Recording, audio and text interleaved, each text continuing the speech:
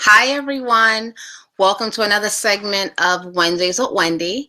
Tonight, we're going to do things a little different. We do have a guest. Her name is Lauren Cerule. She is a nurse practitioner. She is here to talk to us about caregiver burden, which is a really important topic, especially when we talk about cancer caregivers. A study was done that really showed cancer caregivers really experience caregiver burden really in 4 domains. The first domain is healthcare services. The second domain is psychosocial and emotional. The third domain is information. And the fourth domain is work and social. There was a study done that showed over 50% of caregivers said that they experienced burden in one of those 4 domains. So Lauren Cerule actually pre-recorded a video that talks about her research she did on cancer caregivers specifically in terms of caregiver burden. So after this video, please stay right where you are, and her video will come up and we'll actually do a watch party. So I will be in the chat. If you have questions, please post those in the chat and we'll make sure Lauren is able to answer them. But caregiver burden is a really important topic. She's going to go over how to identify it, ways to cope with it, and what she found personally in her research. Also, for the healthcare professionals on this platform, please watch the video because Lauren does point out some great assessment tools on how we can assess cancer caregivers to see if they are experiencing caregiver burden.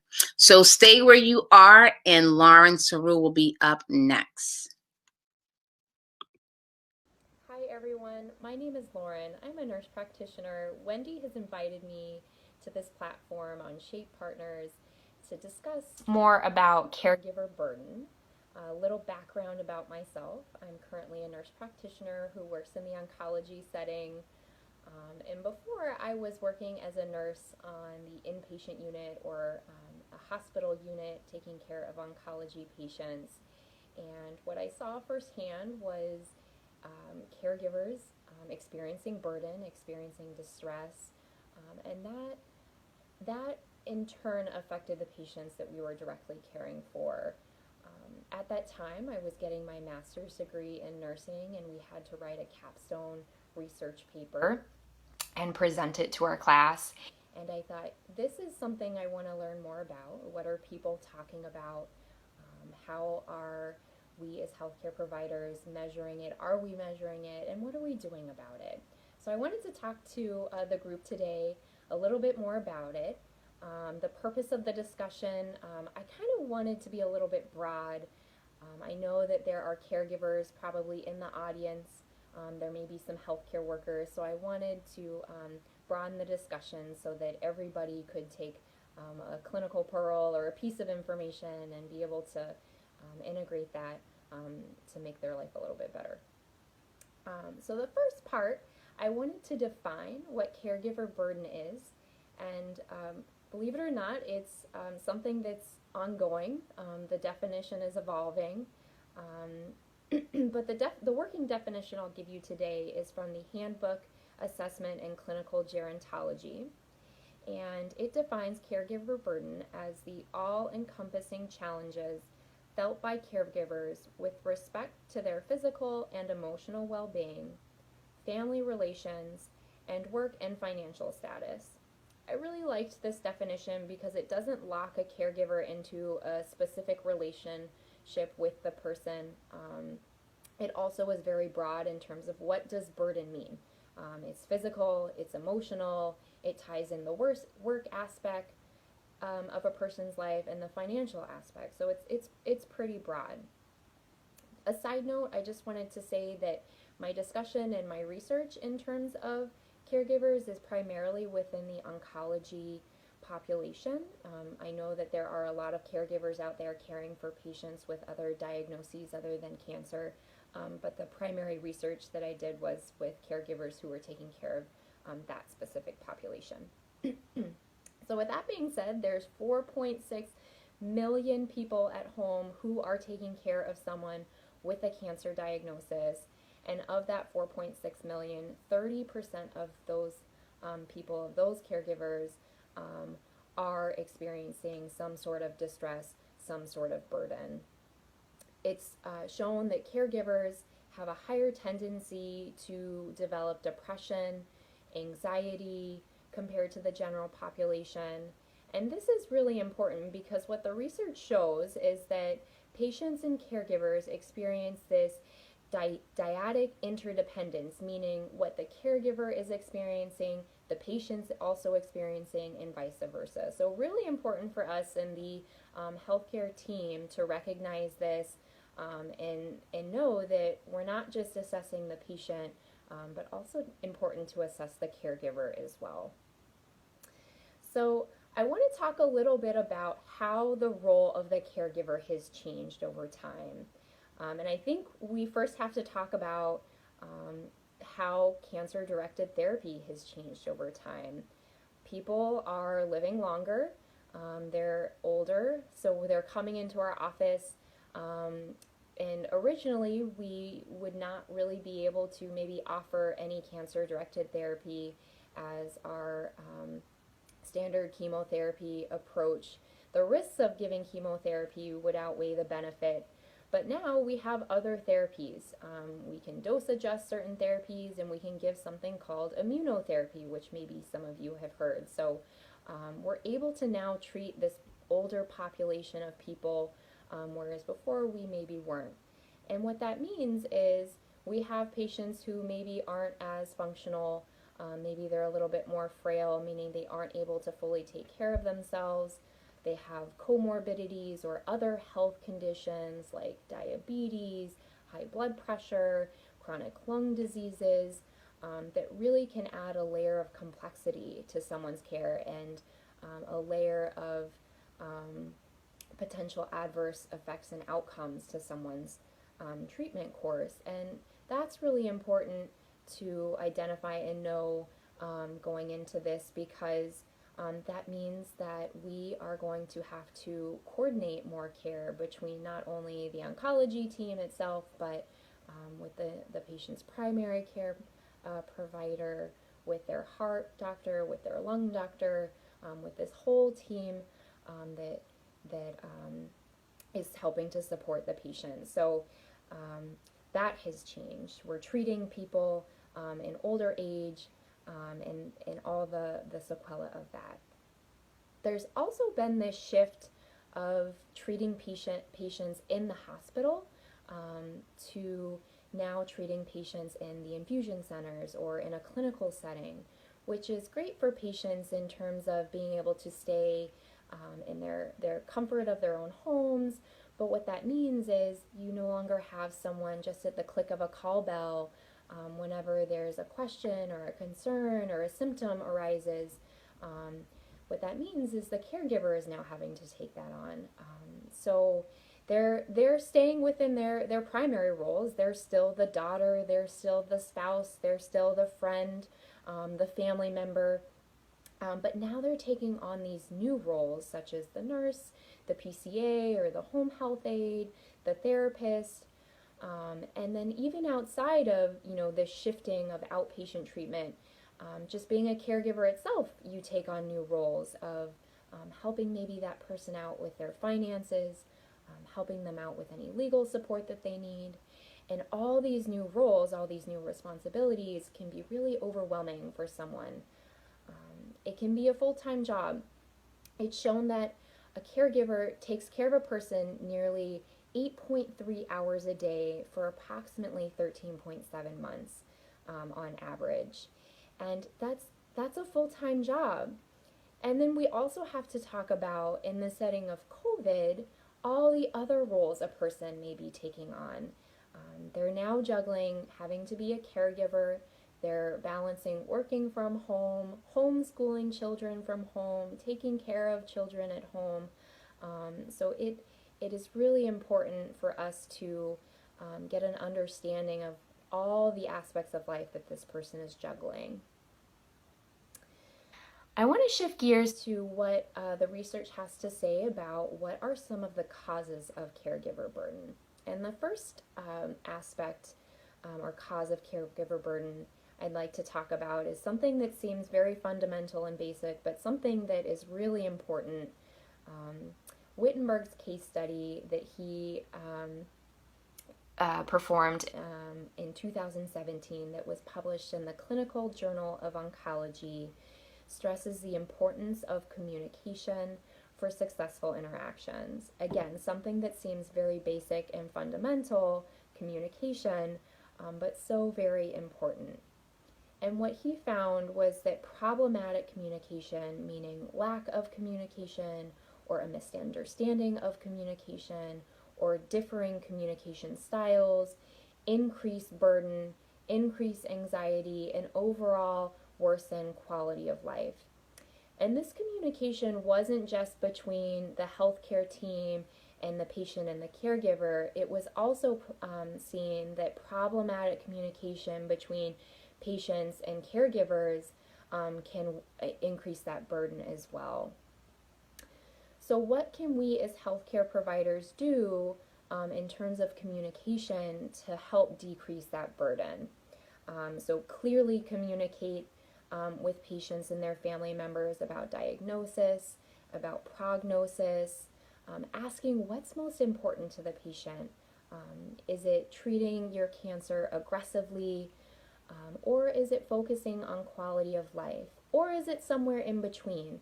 So really important so that we can help guide that patient down the roadmap of where they're headed, and then also, what are the expectations going down that road? What are the potential side effects, short term, long term? How do you manage those side effects? And then what are the red flags? When do you call? Important to know how often your office visits are going to be, not only for the treatment, but the check-ins in between. How often are you going to need lab work? Those sorts of things, so that you can best understand what the road is going to look like ahead of you.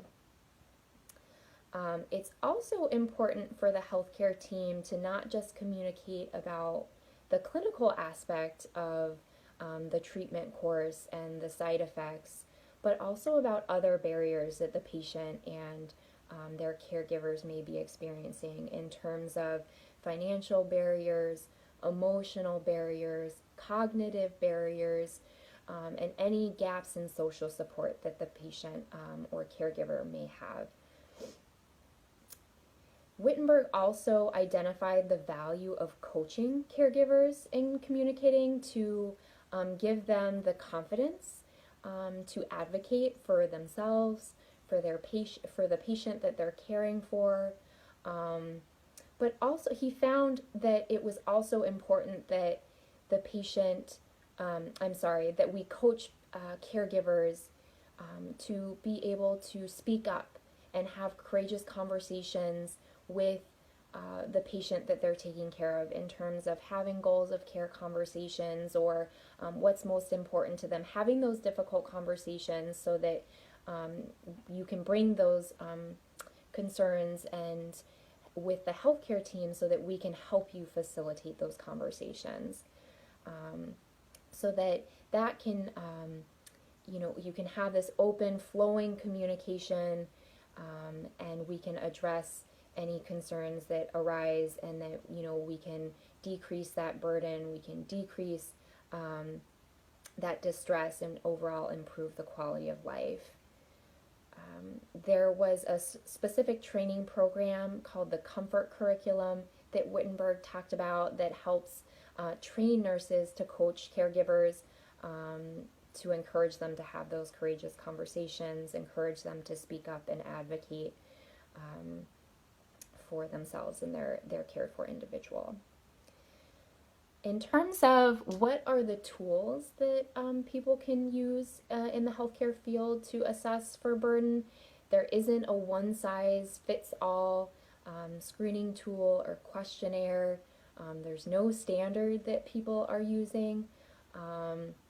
There's various questionnaires, and if anyone's interested in the specifics of them, I'm happy to discuss more. But there are various screening tools that range from 25 to 30 plus questions that assesses various aspects of distress, anxiety, depression, family dynamics, um, financial concerns, and each questionnaire has its own pluses and minuses about them.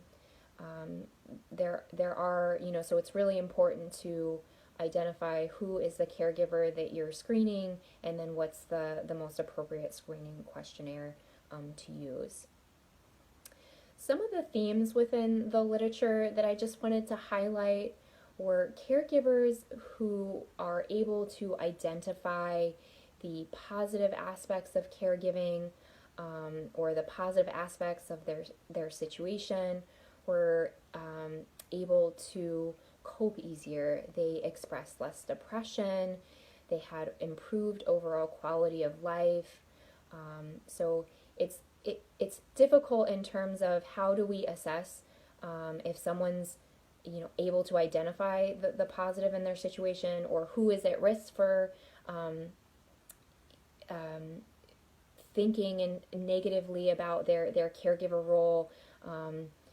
There's really no one way to do that, but it is important for us as healthcare providers to maybe be in tune to that, and pick up on that, and be able to provide resources as we go along, to help them maybe shift their thinking, and being able to think more positively about it, because that can improve their quality of life. Some other themes that the literature addressed was that it's not only important to assess caregiver burden from day one, so prior to treatment, but also various time points throughout the treatment trajectory, and even after, into what we call the cancer survivorship realm, of taking those temperature checks of burden, of quality of life, those check-ins. It's interesting, the literature tried to assess, are there certain people who are more at risk for developing burden, and more research needs to be done on this subject, but I thought it was interesting. There's some research that shows that male spouses and daughter caregivers are at risk for developing caregiver burden. So is it important for us to know just the relationship of the person who is caring for our patient? Is that important in knowing their risk from the get-go? So it's important for us to make these assessments along the way, to ask about barriers, to communicate clearly, so that we can recognize it as the healthcare team, so we can provide that support, and then go into our toolbox of people and refer to our social workers, refer to therapists, to provide caregivers with local support groups like this awesome Shape Partners platform, chaplaincy, to give patients and their caregivers that extra added support that they need. And then the other thing I want to mention and stress is the importance of nursing staff and healthcare providers in empowering and encouraging caregivers to have a voice, to advocate again for the patient, for themselves, of giving them that voice. So with that, I just want to thank everyone. I know that this can be hard to talk about, but you're taking the first step in caring for yourself, caring for your mental health by joining this Shape Partners. I know Wendy has started a specific cancer support group within this group, this platform, that you might feel more comfortable sharing your story, your concerns, in a more private setting. Know that you are not alone. There's that 4.6 million people out there who are likely going through something similar, and that you have a voice, and you as a caregiver have this unique insight into what's going on within the home. So I encourage you to speak up to your healthcare provider team about what's going on, about your concerns, and know that we are here for you. We are here to listen and help provide the support that you need. So just some resources that I wanted to lead you to. You can go online and visit the Oncology Nursing Society, the National Comprehensive Cancer Network, the National Cancer Institute, and the American Psychosocial Oncology Society. They all have a lot of good resources for patients and also healthcare providers, more on caregiver burden. And if anyone has any questions, concerns, would like more details, I'm happy to give that, provide that. You can contact Wendy. She has my contact information. And with that, I hope everyone has a good day or a good evening whenever you're listening to this, and be well.